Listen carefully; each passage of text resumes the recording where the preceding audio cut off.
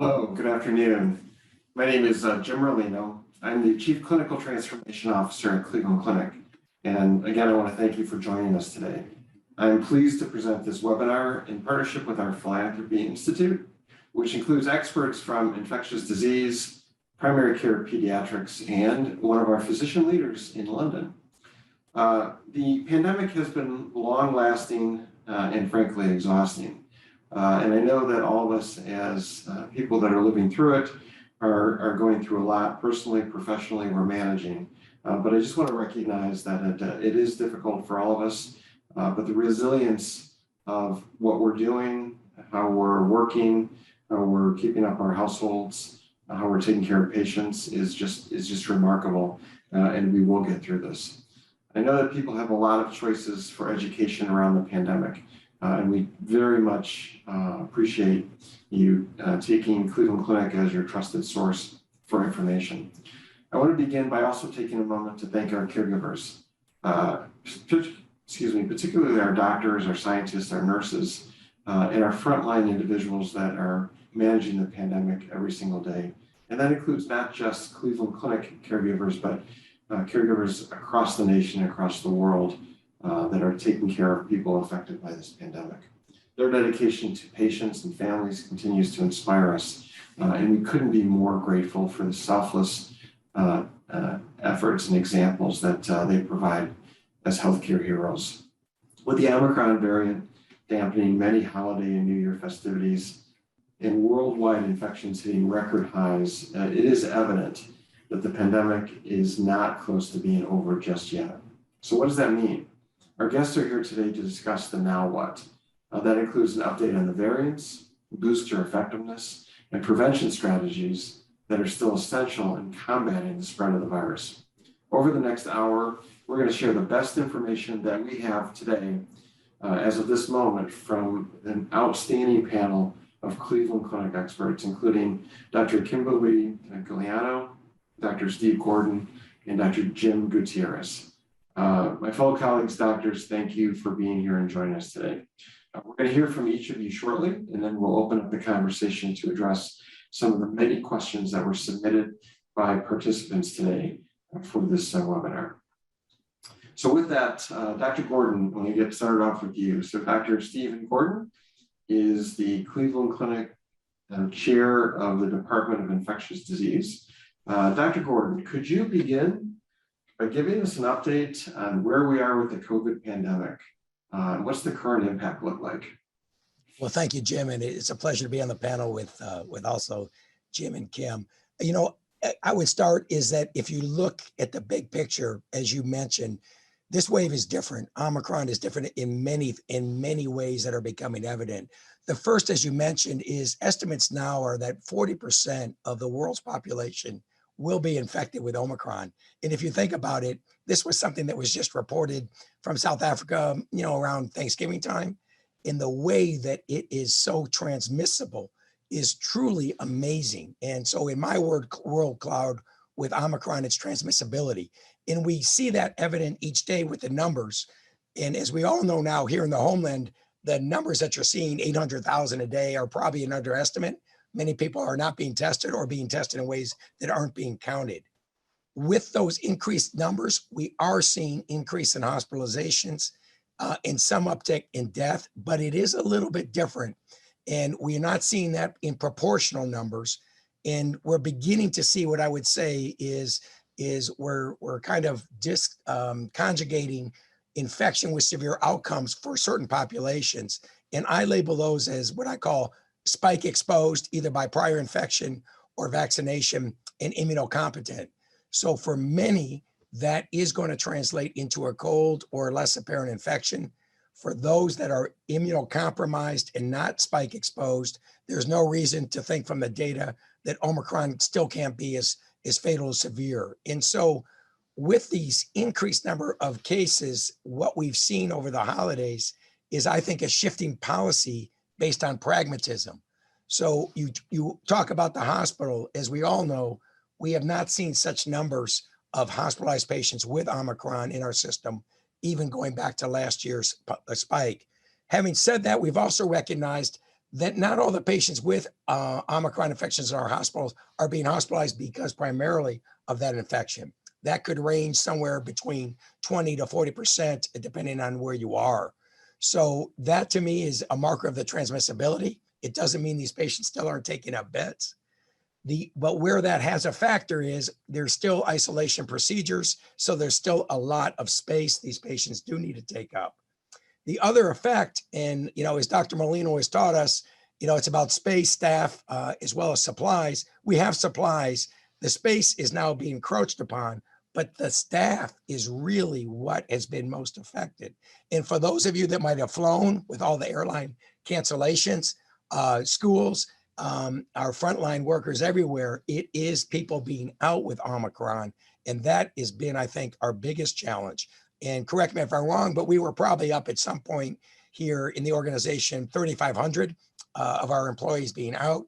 That's now dropped to, I think, 1,200. But that's a huge amount and an inability then to staff beds, which creates a lot of stresses on the system. So moving forward, I think what we're going to be seeing is a more pragmatic approach and a focus on obviously trying to protect those that are most at risk, the immunocompromised, those in the nursing homes that need boosting in that regard. And that's for testing as for potential treatment options. New ones are coming out. But I think, Jim, that would be my kind of lay of the land in terms of where we are. It also looks like here in Northeast Ohio, maybe we have hit the summit. Numbers of positivity are moving down here in Northeast Ohio. I think the latest ones presented this morning were 26% test positivity as opposed to a high of around 50%. And we're beginning to see census numbers drop. So those are good signs for us, but Omicron is obviously continuing to rain down on the rest of the country, of some of which were hit a little bit later than us and are going to have the same challenges that we're seeing here. Thanks, Steve. It's interesting. We did have upwards of 3,400 caregivers out with COVID, and fortunately, we're seeing the decrease here in Northeast Ohio. More people are coming back to work as it looks like the pandemic is waning a little bit here, but it was quite a challenge for us. By the way, I want to assure people listening that Steve's voice is a little cracky, but he assures me that he doesn't have COVID, right, Steve? Yeah, no, I'm throwing my grandson under the bus here for this. That's not good. Jim, I want to go to you in London just for a minute. We'll move around a little bit. Dr. Jim Gutierrez is an internal medicine specialist. He is the Chief of Safety, Quality, and Patient Experience at our new London facility. What do you see from the international perspective, from your vantage point, a couple thousand miles away from the United States? Yeah, Jim, thanks, and greetings everybody from London. I think frankly what we've seen in London and in the UK in general has really mirrored, I think, what we saw first happen in South Africa back, as Steve said, around Thanksgiving when Omicron first flared in South Africa. And I think we were probably a couple weeks ahead of what you're all now dealing with in the United States. I think, London being a city to the world, it was pretty clear that by the time the news of Omicron in South Africa hit, there was no real option or no real ability to close the border. The cat was out of the bag already. And almost immediately, we started to see infections in the UK. And just like they've done every place else, they very rapidly kind of spread. Within a week or two, Omicron became the dominant strain here in the UK, really surpassing Delta. And we really started to see massive infection rates. I think the thing that's been a bit different here in the UK is, as Steve mentioned, that decoupling between huge numbers of cases and high numbers of admissions, hospitalizations, as well as critical care and ventilator admissions and death. I think the biggest bellwether of the severity of COVID, and I think the biggest concern here in the United Kingdom, where the National Health Service is a single payer health system, is that there have been, in several past waves of COVID over the last few years, really a stretching of the capacity of the NHS hospitals. And certainly that raises massive alarm bells across the country. Fortunately, so far in Omicron, they got nowhere near the numbers that they saw with either the first wave or with the Delta wave in 2021. And, we are starting to see some hope now in terms of actually some signs of a decline in infections over this last week in London, perhaps and hopefully the start of that steep decline that we saw in South Africa. And I think perhaps maybe on the horizon in the US in the next couple of weeks. So, um, there was a real debate here when the disease started to rage, as often happens, on a state by state basis in the US around how much of control, how much lockdown should happen. And, the country kind of played a middle ground in terms of putting some restrictions into place, really not only mandating, but also enforcing that mandate of masking on public transportation, masking in shops, and other indoor public spaces. But they didn't close the schools. They didn't take some more draconian measures that I think, people here, like in so many other places, were really dreading because of pandemic fatigue. And fortunately, life has gone on here in the UK. I think over Christmas time, it really, didn't feel like perhaps a pre-COVID Christmas, but much different than last year when Delta was on the horizon. And, certainly from a Cleveland Clinic London perspective, it's really allowed us to continue operations as we're preparing to open our hospital in a couple of months. Thanks, Jim. Dr. Kimberly Giuliano is our Chief of Primary Care Pediatrics at Cleveland Clinic. Kim, I know that every day you and the team get multiple questions about how to manage the little ones relative to the pandemic. Can you give us some insight as to what's going on right now relative to how kids are affected, how many are being hospitalized, and what that's looking like? Absolutely. Thank you for the question, Jim, as well as the opportunity to participate today. And I'm so grateful for our participants for tuning in to learn more. So we are seeing, similar to the adults, high rates of Omicron transmission and infectivity amongst our children. Fortunately, with Omicron, as with prior variants, the disease severity in children does tend to be less than it does in older adults, but it does impact them. We are seeing states across the US reporting about anywhere from 1.7 to 4.3% of their hospitalizations are in children related to COVID. So that's out of their total COVID population that ends up being hospitalized. So certainly a small percentage of the total, but it's not zero. And I think that's an important thing for parents, family members to keep in mind as they're looking out for their children, is that lower risk doesn't necessarily mean no risk. And so helping to protect these children is certainly an important thing to do.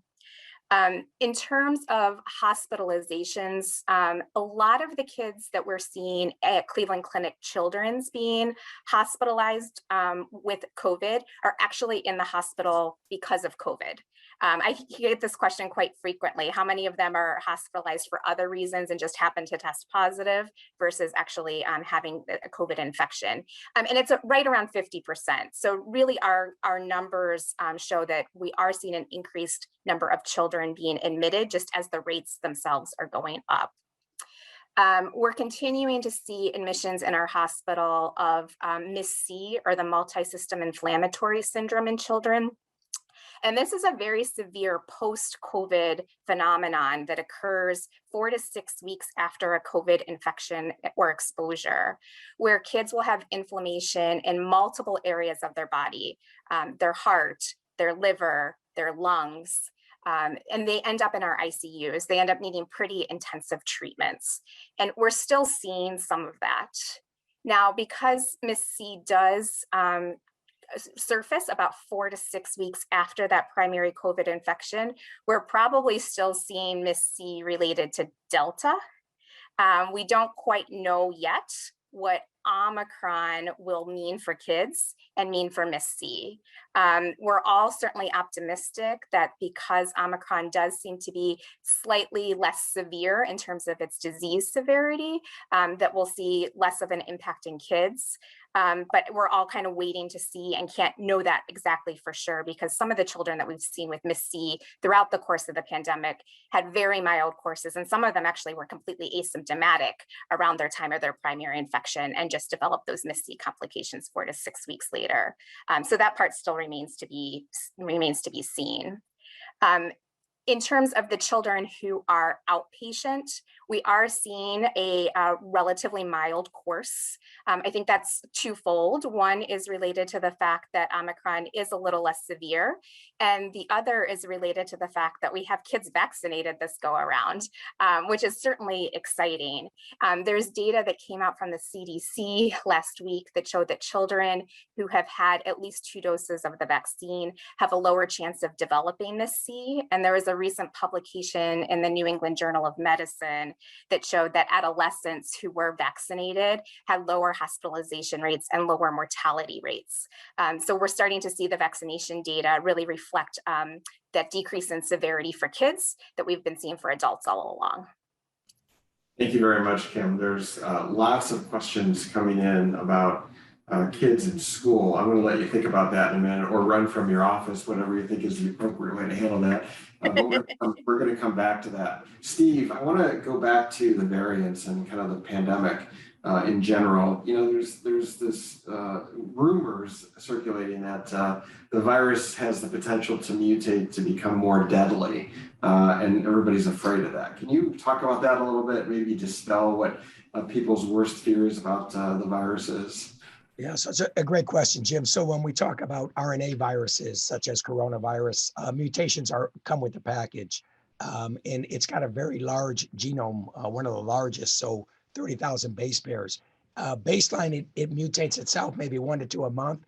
But as you know, such as Omicron, there have been some interesting ones. And what makes a variant, any mutation equals a variant of interest would be those where there may be mutations in certain areas that may have been associated with either resistance, more transmissibility, or drug or therapeutic resistance. So Omicron is the kind of the poster child. It's got over 50 mutations, the majority in that spike protein. And clearly this has given this variant of concern now, the ability to transmit, even if it is potentially less virulent. Now, there have been others in the news. I think the latest one is the Israeli Omicron 2B. You talk about the IHI in Marseille. So as we're doing sequencing on a lot of viruses, we are picking up more what we would say mutations. But these are still variants of interest. Until it actually gets out and establishes itself, it wouldn't become a variant of concern. But I think this is going to be here to stay, Jim, in terms of this genomic surveillance. Jim can tell us the UK was actually at the forefront well before the US. And if you go back, they picked up Alpha before we did, as well as Delta. And now the US is getting a little bit more robust in capacities for sequencing. And this is a very important tool in the armamentarium going forward. So I guess my bottom line is you're going to hear a lot about variants, but variants of concern are a different level. The other thing I want to get back to is the pivot to what we'd say endemicity from pandemic. Endemicity to means of permanence. I think we can say that this coronavirus too is here to stay. I mean, there's non-human reservoirs. The only thing missing in the endemicity piece is its seasonality. So we don't know yet, will this fit into now, like other coronaviruses, as a winter, primarily a winter virus seasonality, or will it continue to emerge in different seasons? And time will tell as we anxiously await getting through this Omicron storm and seeing what happens in the summer. And when you talk about endemicity, you're talking earlier about, does this become similar to like the seasonal flu versus something that's unique, like another or a continuing pandemic? Is that right? So that's spot on. I mean, and I think, looking at Kim, I mean, the pediatricians have a much bigger respect for respiratory viruses, and they would group all RSV, influenza, coronavirus, human metapneumovirus. And what I do think will hopefully come out of this is a respiratory viral kind of program of prevention It may be centered on masking in terms of in certain populations, and that will occur every year, whether we have a widespread circulating coronavirus or not. That will probably endure, I hope, and we'd rather prevent all of this than potentially treat it, as well as obviously some vaccine targeting here. The sequence is to be determined. Yeah, Jim, one of our amazing benefits of Cleveland Clinic is the fact that we're a global enterprise. And we have a hospital in Abu Dhabi in the Middle East. We have, you and team and the hospital in London.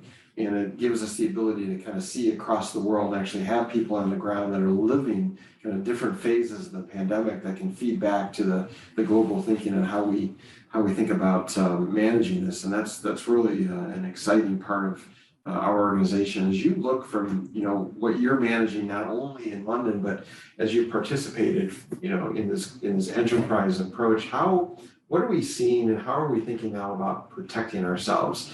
There's lots of controversies, for instance, around masking. Should we wear a surgical mask, a cloth mask, an N95, double mask? I mean, for that issue and other things that we can do to protect ourselves, what are you hearing is the best way to approach that?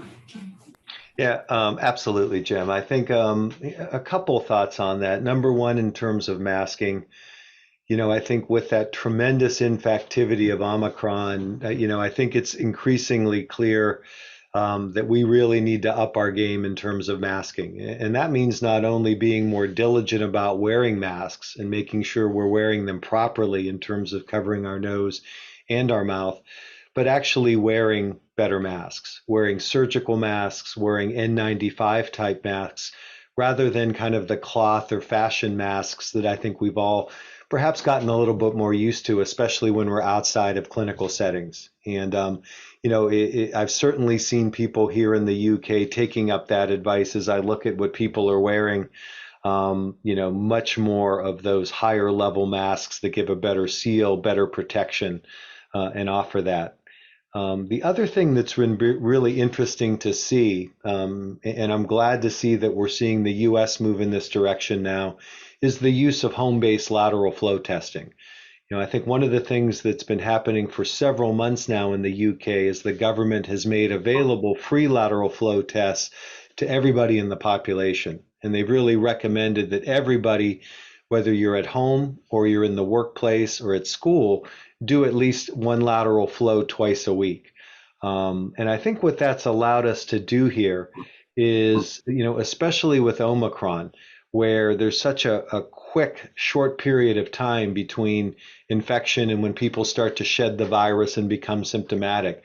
I think it really has helped to pick up those asymptomatic cases, so that people with contagiousness are less likely to enter the workforce or go into the community.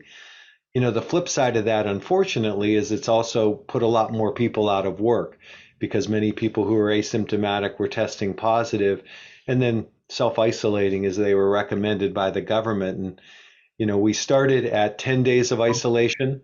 If you were asymptomatic and had a positive test, reduced that just a few weeks ago. After the US went to 5 days, the UK went to 7. And now starting Monday, the UK is going to go to 5 days of isolation, coming back on the 6th day. But the one difference here in the UK is because of the widespread availability and the use of lateral flow testing, you can only go back out if your lateral flow test is negative on day 5 and day 6. So you're really cutting down on that concern that by going out on day 5, there's a higher risk that people who are still shedding virus, still contagious, are actually getting out there into the workforce. I think the other thing that we've learned from lateral flow testing is that it does give people some increased degree of confidence in continuing to live their life. So I think we're seeing sports venues, entertainment venues, any other large gatherings, more and more requiring people to show evidence of a lateral flow test that day. We know that these aren't perfect, but I think it has allowed these venues to stay open and people to enjoy them a little bit more, and has really helped to keep at least this country away from those more, stricter lockdowns and closing all those things that certainly we want to do now after 2 years of being restricted. Kim, so back to the schools, there's lots of questions and concerns, as you, I'm sure, see every day in your practice. and your colleagues are hearing as well in the practices. So let's break it down a little bit. So just in general, how are you and other pediatricians thinking about kids in school? So kids really should be in school if at all possibly feasible. What we feared last year with some of the school shutdowns in terms of kids not having access to the learning resources that they need, falling behind, healthcare disparities, or social determinants of health and learning needs being magnified, that all unfortunately came to fruition, along with challenges and increased mental health needs for children. We've seen skyrocketing rates of anxiety and depression coming out of that isolation that children had. So from a learning perspective and from a mental health perspective, really kids need to be in school. And we already talked about how the severity of the illness for the vast majority of children is much less than it is in adults. So when you look at a risk benefit ratio, it really makes sense to have kids in person learning, right? So in order to be able to do that, it's important that we take the precautions that enable them to be successful and continue to maintain that balance where the risks are greater or where the benefits are greater than the risks, right? So schools that are implementing masking policies, distancing policies, small and outdoor lunch groups, those types of policies have really shown that we can reduce the transmission in the schools. We're optimistic that those risk reduction strategies will continue with Omicron. We've already talked today about how it is more virulent and or less virulent, but more transmissible. So it is possible that we may start to see a slight uptick in transmission in our schools. Here in Ohio, we hit our peak of Omicron when the kids were going out, and most of them just started back in last week. So far, no major shakedowns in terms of school transmissibility, but I think it's incredibly important that we keep on top of what our health departments are advising, what our school nurses are advising to keep those kids in school.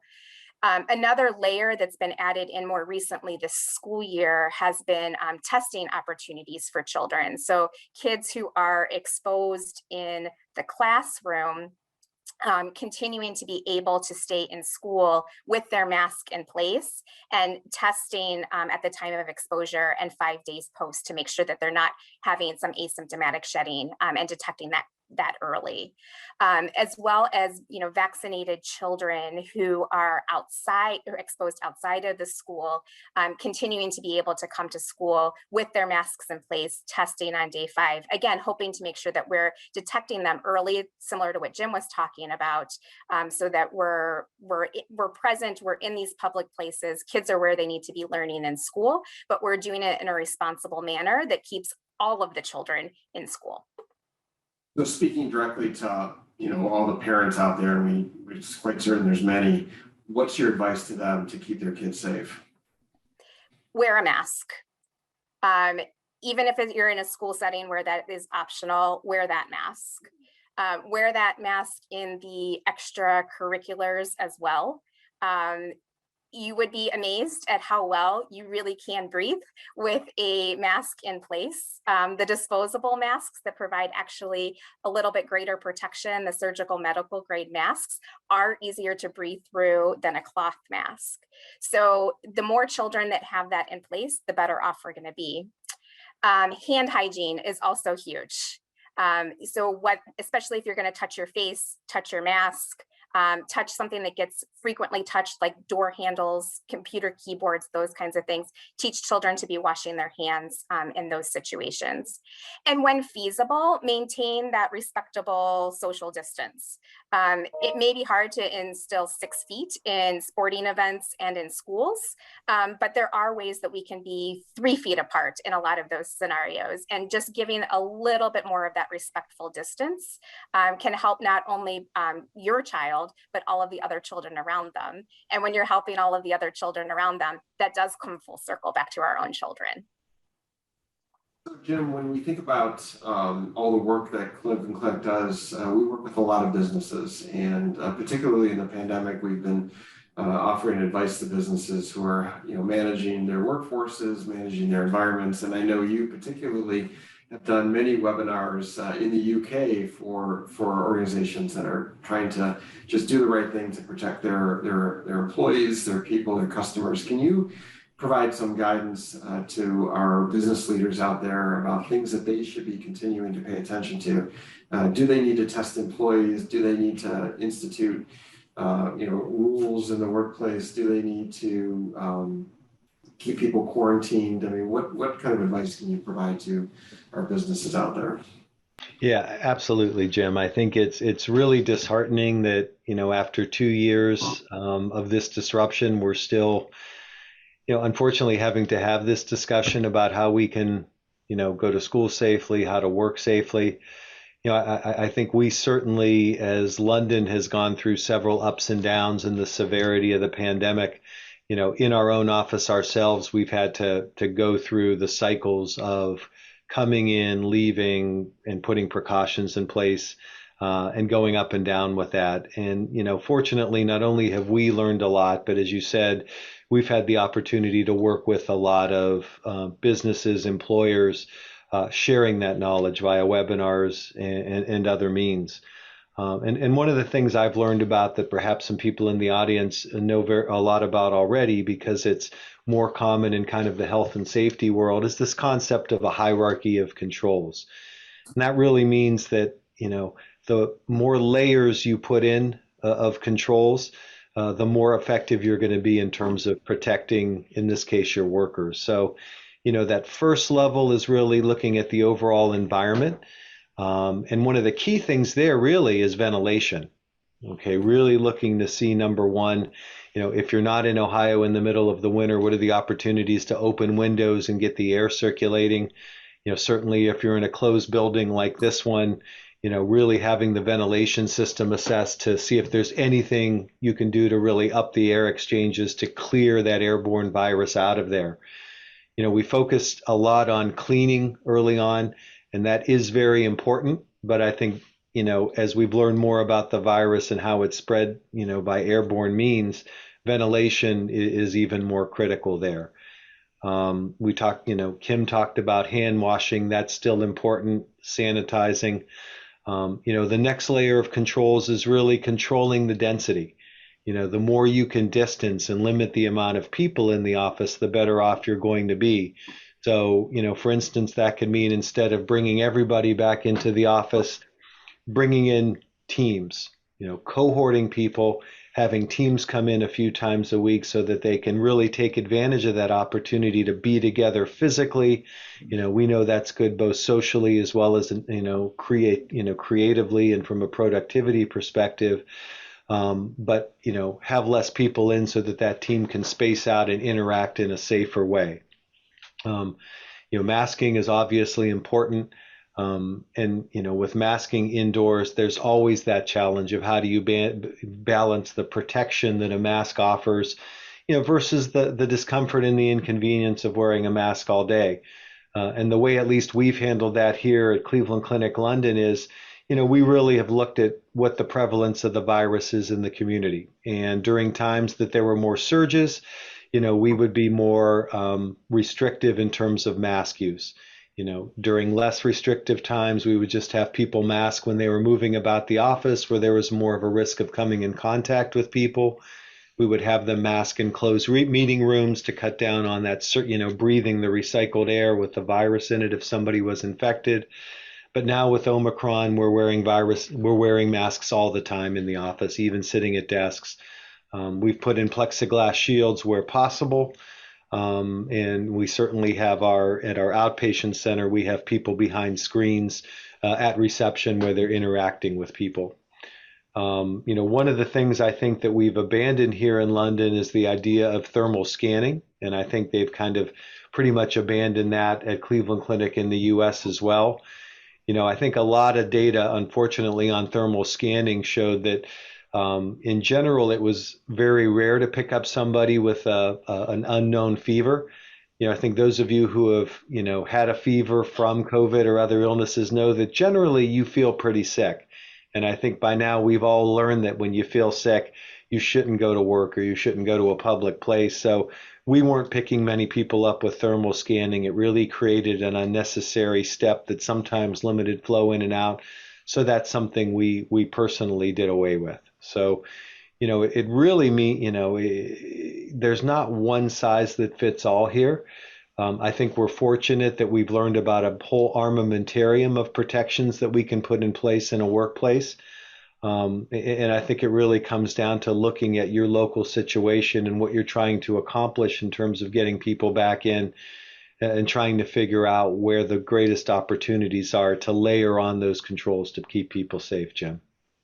So the bottom line is we can get people back to work. We can keep them safe. We have to be vigilant. We know what to do. Absolutely. Steve, as I said earlier, it's kind of interesting to be a global enterprise when you have sites spread out so broadly and see the pandemic play out in different parts of our enterprise at different times, and which is what the world is experiencing. And we know now that Florida is seeing a little bit of an uptake in the pandemic, and we're starting to come down in Northeast Ohio, but there seems to be some increased activity in Florida. Can you give us some insight as to how Florida's looking right now and what we see as the next couple of weeks playing out down there? Yeah, so again, Jim, from the latest data, Florida looks like about a third of their inpatients are COVID positive, third of the ICU trending. And I think to take a different narrative here, I honestly think we need to pivot away from infections and actually even preventing or focusing on what I would call mild infections. As was stated earlier, our greatest tool to mitigate that is vaccines. And Kim emphasized that, as well as flu vaccines. So I don't want to forget about that. But I honestly think right now, if I look at the epi, that someone coming back to work 5 days versus 10 days wearing a mask, yes, they may or may not, do some transmission, but that's not what's driving Omicron. Omicron is being driven in households, in the air we share on mask with our families, and it is so transmissible that I honestly think the goalposts have to be shifted a little bit. If you listen to the head of the CDC now, even Tony Fauci, Babcock, no one is talking about containment. The focus is pivoting toward prevention of severe disease and hospitalization. And as I said, for many of us who are spike exposed, immunocompetent, getting an infection is not going to be the end all. It's those patients that can't respond to vaccines, have not received spike that really, I think the focus is there. I want to also push back against testing. I'm not a fan of chasing asymptomatics, especially the kids. I'm more of an MBA guy now. Don't ask, don't tell. In most circumstances, in highly immunized, competent populations, that if you're sick, get tested. And of course, you might not have Omicron. In terms of the Brits, I do think they have it wrong. I think CDC has it right. Testing to a test of cure is not been established for contagiousness. And I think that's a wrong pathway, because even if I'm feeling better and I have an antigen that's positive, psychologically, I might say, hey, I don't feel comfortable going back in. Those tests were never designed to be a test of contagiousness. And I do endorse CDC's model now of, hey, if you're sick, tested, stay home. And then at 5 days, if you're feeling better, no fever, return to work and wear the mask for the remainder of 5 days. So I do think it's not everyone is there. I get that. But when we look at pragmatism, I think everyone has the tools, Jim, as you know, to make their own risk assessments about getting vaccinated, wearing a mask. And here in America, autonomy is very important. We're not going to have a lot of mandates, of course, mask or otherwise. And I actually think we can come out of this okay, just with maybe a different philosophy than we had last year in the Delta wave. So it's interesting, there's pragmatism and also practicality, right? I mean, there's limited testing available. So let's take through a basic case study, right? So if somebody has mild symptoms, they're unsure if it's allergy, flu, seasonal cold or COVID, do they still need to isolate? How do they handle that? Or can they just, go about their business if they wear a mask? What's our opinion on that? Yeah. So from the clinical point, I would want to know, is this person at high risk for severe outcome? Is this person over the age of 60, obesity, comorbidities? And the reason why I would want to test early there is we do have interventions now, right, that could mitigate the severe outcome. And so that could be infusion of a monoclonal antibody. This week, obviously, we even have access now to some oral antivirals. But the reason I want to target that population is that they are at high risk for severe outcome hospitalization. The healthy athlete or those without those conditions, it's not that they may not feel poorly, but they're at very low risk of getting severe illness. And again, my own opinion is the focus should not be on them for early testing. It should be on where that test is going to make a difference in terms of potentially outcomes that I'm now focused on, hospitalization and death, if that makes sense. It does. Thank you very much. Kim, I want to talk a little bit more about vaccines. So we're all fighting vaccine hesitancy to try and get more people vaccinated, because we know right now our strongest weapon is to get against this pandemic is to get people vaccinated.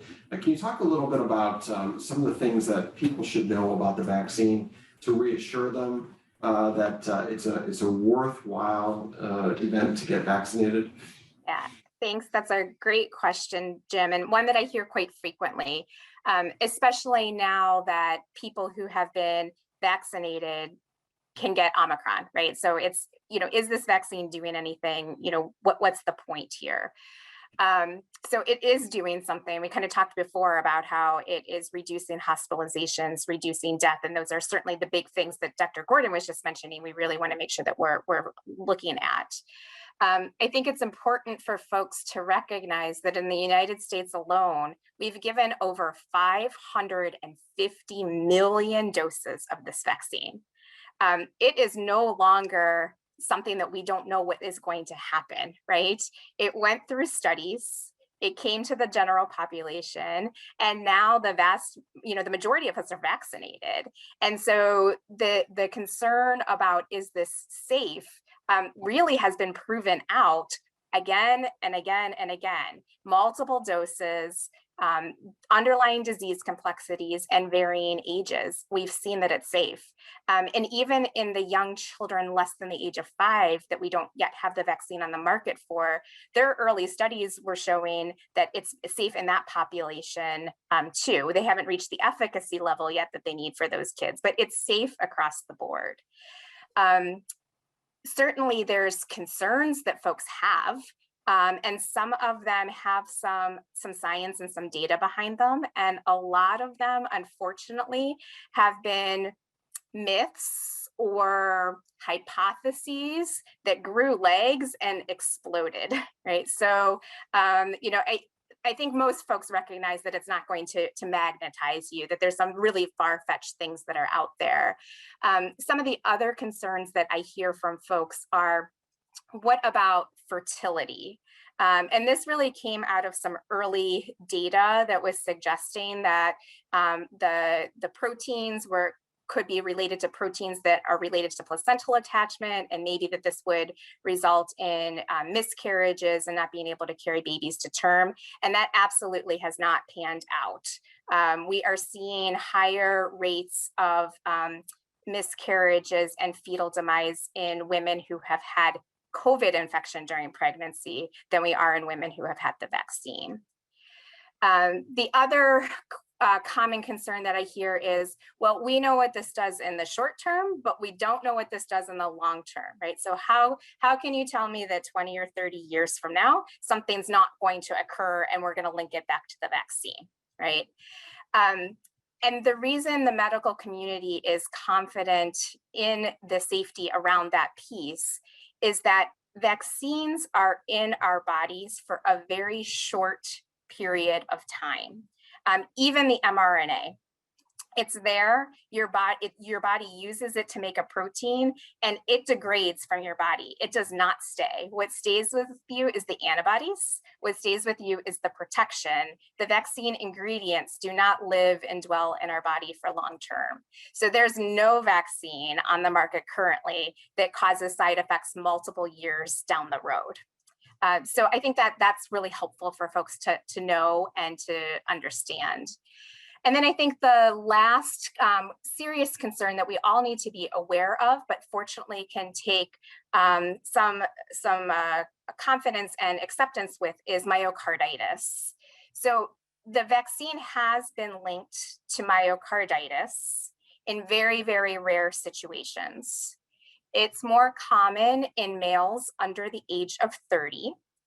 And myocarditis in general is more common in males under the age of 30, whether it's because of the vaccine, whether it's because of COVID itself or another virus. And what we've seen in this cohort of patients who get myocarditis from the vaccine is that it is relatively mild. And the vast majority of these patients have made a complete full recovery in a very short period of time. So it's a treatable side effect that is able to be managed and still then long-term provides a protection to that patient with the antibodies. The last point around myocarditis and the vaccine that I'd like to share is that, we see probably around 3 cases of myocarditis for every 1 million doses of the vaccine that is given. And we see in kids about 1,000 cases of myocarditis related to the COVID disease for every 1 million cases, right? So we're still looking at a risk-benefit ratio that is far superior for the vaccine as opposed to rolling the dice with an infection. So kids are almost 1,000, or 300 times more likely to get myocarditis if they're not vaccinated, but they get COVID versus if they get the vaccine. Absolutely. Yeah, those are very compelling numbers. This is such a very important topic to dispel the misinformation. Jim or Steve, anything to add on vaccinations or messages to help people understand the importance of this, or talking points to help the many people who are on this webinar that are vaccinated, to help them talk to people that are not vaccinated, to encourage people to get the vaccination? And Jim, maybe I can just comment a bit, because I was looking in the chat and Barbara mentioned something about raising the question about the importance of boosters and how important those are. And I think, again, as Kim alluded to, I think many of us, and perhaps many people that we know, have had infections with Omicron, especially even after being vaccinated, even having been boosted. So people may look at that and say, well, why bother getting vaccinated? Or if you've already had your initial primary 1 or 2 vaccines, why should I get a booster? This Omicron surge, because of the massive numbers of people who have had infection over these last several weeks, it's really been a great natural experiment to really look at the effectiveness and the impact of boosters. And, what was seen in South Africa, first of all, was that even without a booster, just that initial 2 doses or that initial series of COVID vaccination reduced hospitalizations by 70%. Which was pretty incredible.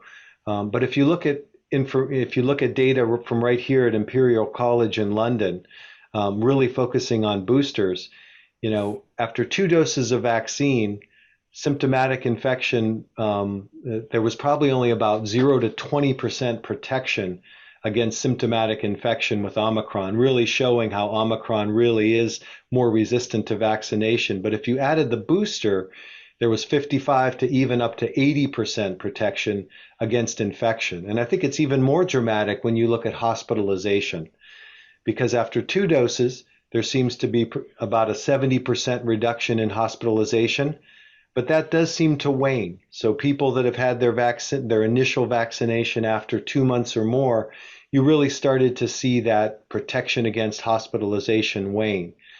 However, for those people who were boosted, looking at the Omicron surge right here in the UK, there was about an 88% protection against hospitalization. So it really brought home the fact that I think, as Barbara is alluding to in the chat, we really shouldn't look at the booster, simply as a booster. We really need to look at it as a third component of vaccination, that really is essential in crystallizing that immunity and giving it a much more long-lasting character. Those are great points. Steve, anything you want to add to the conversation about vaccination? No, I think, one is the basic science that led to the mRNA is fascinating. And again, I know many people on this call support the Cleveland Clinic research, and I think that's incredibly important. To underscore what Jim is saying, it's interesting, when the booster recommendation came out initially before Omicron, there was very little data to know.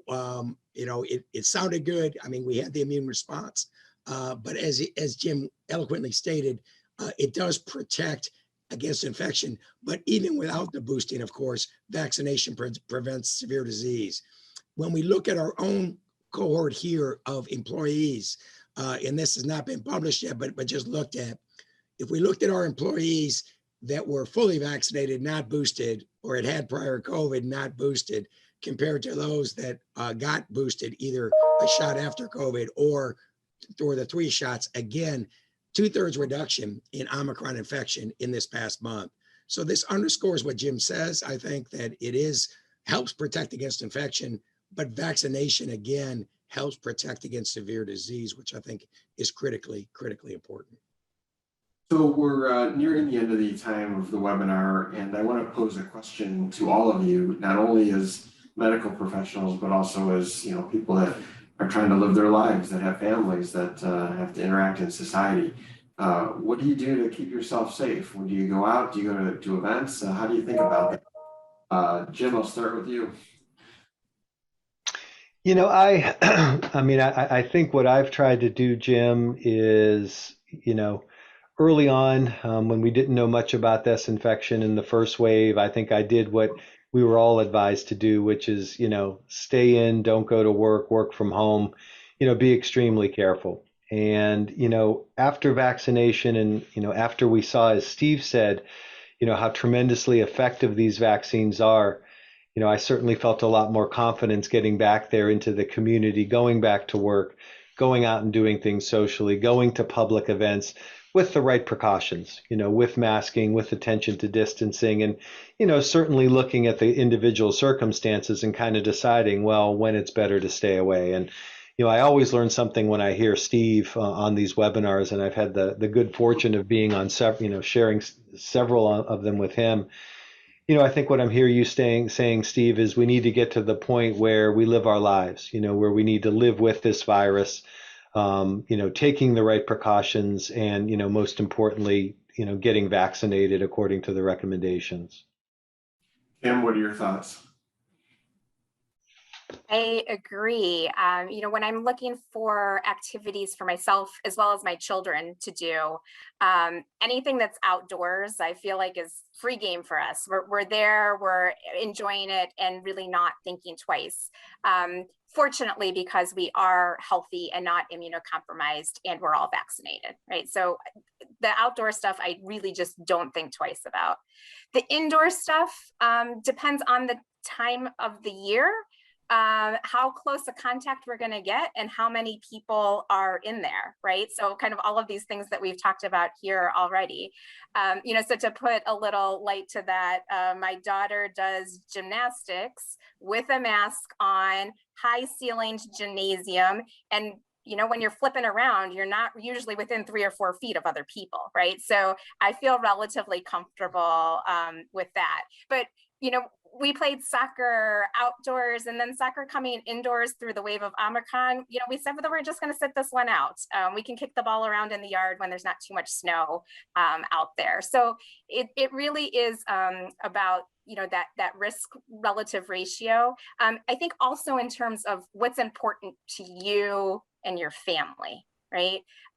If getting to be able to see a family member is really, really important, Perhaps you're going to be more cautious in the week or two leading up to that, so that you're not going to take that to your family member. And there you're choosing the family and the relationships over those other types of activities. So I do still have a little bit of give and take.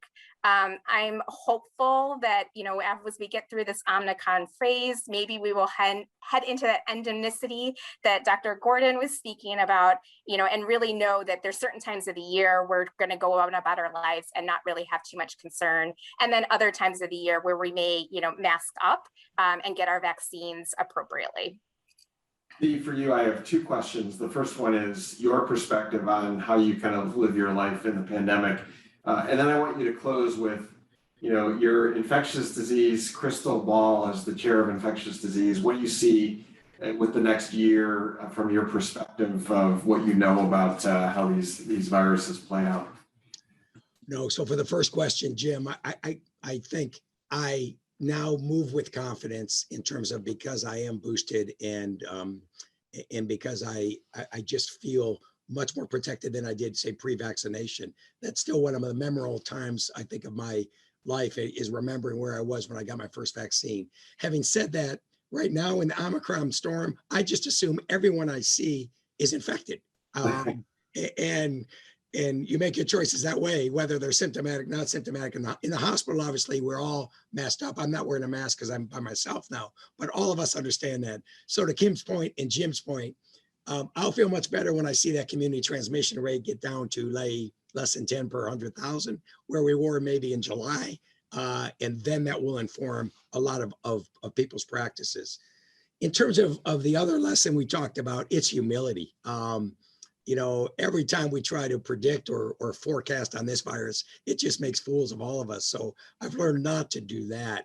But I do think there have been very good things that will come out of this in terms of what we learn, not just about the science, what we've also learned about team, what we've learned about endurance and resilience. One of the questions that I don't have the answer to, and I was listening to Francis Collins, who stepped down for NIH, and one of the things is, where do we miss it? So if we have such a good vaccine that Kim talked about, and it's so effective, like Jim talked about, and we have 800,000 Americans killed there, why was there hesitancy? And I'm looking at that as a blind spot. I don't understand that. I think we need more research into messaging in terms of where we got that wrong. And I'm not talking about the politics, but I think that is extremely important, because if you have good tools and nobody is using them, then they're really useless. Just like if we have the clinic and we can't treat patients, we're no good to anybody. So for me, I don't have the answer to that, and that's a question that I want to see more research done. So thank you. Thank you, all three of you, Dr. Gordon, Dr. Gutierrez, and Dr. Giuliano, for your time and insights. I personally learned a lot today, and I'm sure many people attending the webinar did as well. And I want to thank all of you for joining us at the Cleveland Clinic webinar for an update on what's going on with COVID. Amid these challenging times, caregivers at Cleveland Clinic have stayed resilient, as other healthcare workers across the world have. But even as they continue to put patients first, support each other through these difficult times, some of our caregivers and their families continue to struggle with unexpected financial issues. We're finding this more prevalent now during the pandemic than ever. So many of you have called us and emailed us asking how to help our caregivers. And with that request, we just wanted to encourage you, if you're so inclined, to make a gift to our Caregiver Hardship Fund and give to at clevelandclinic.ccf.org/COVID-19. We really appreciate the support that many of you have provided to our caregivers in their time of need during these very difficult and challenging times. For the latest updates, please visit our COVID-19 vaccine website, clevelandclinic.org/COVID vaccine. I'm Jim Merlino, Chief Clinical Transformation Officer at Cleveland Clinic. And again, I want to thank you. Stay well, be resilient. We will get through this together. And again, thank you very much.